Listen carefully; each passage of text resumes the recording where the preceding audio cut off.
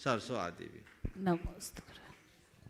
अब मंचासीन पूज्य शुल्लक वृंद के माध्यम से हम सबको दिशा बोध प्राप्त हो, इस भाव से हम सभी चलते हैं पूज्य शुल्लक श्री स्वरूप सागर जी महाराज के चरणों में और निवेदित करते हैं कि हे महाराज श्री आपके माध्यम से आगे का सत्र संचालित हो। इच्छामि महाराज जी, इच्छामि महाराज जी, इच्छामि महाराज।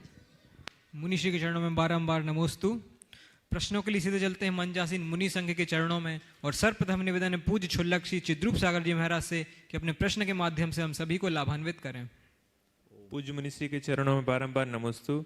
महाराज जी, कभी कभी किसी व्यक्ति के जीवन में कुछ अभाव होते हैं जिनकी वह पूर्ति नहीं कर पाता, जैसे किसी धन की प्राप्ति या किसी प्रकार के वैभव की या कोई उपलब्धि अपने जीवन में करना चाहते हैं लेकिन वो प्राप्त नहीं कर पाते। तो ये कुछ अभाव जनित व्यक्ति के जीवन में दुख बने रहते हैं, वो इन अभाव जनित दुखों को अपने जीवन से कैसे दूर करे? नमोस्तु महाराज। अभाव जनित दुखों का निवारण करना है तो एक बात ध्यान रखो, अभाव की पूर्ति करने से दुखों का निवारण नहीं होगा, क्योंकि संसार का स्वभाव बड़ा विचित्र है।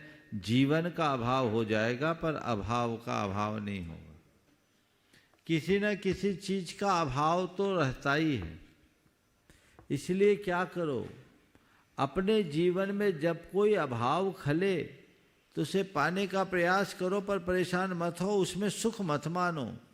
तुम्हें लगता है कि इस चीज के अभाव में मुझे सुख है, तो ये देखो थोड़ा जिनके पास है वो क्या सुखी है, तुम पाओगे न भाव में सुख है न अभाव में दुख है। सुख और दुख अगर से ऊपर उठना है तो संभाव रखो। क्या रखो? संभाव। संभाव होगा तो अभाव कभी भी हमें पीड़ित नहीं करेगा।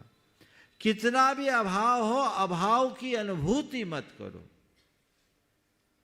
जो तुम्हारे पास है उसे देखो, जो नहीं है उसकी तरफ पागल मत हो। ऐसी दृष्टि आ जाएगी तो कभी दुखी नहीं होगे, और यदि अभाव का ही रोना रहोगे तो चक्रवर्ती भी बन जाओ तो भी दुखी रहोगे, क्योंकि संसार में कुछ ना कुछ तो कमी बनी रहेगी।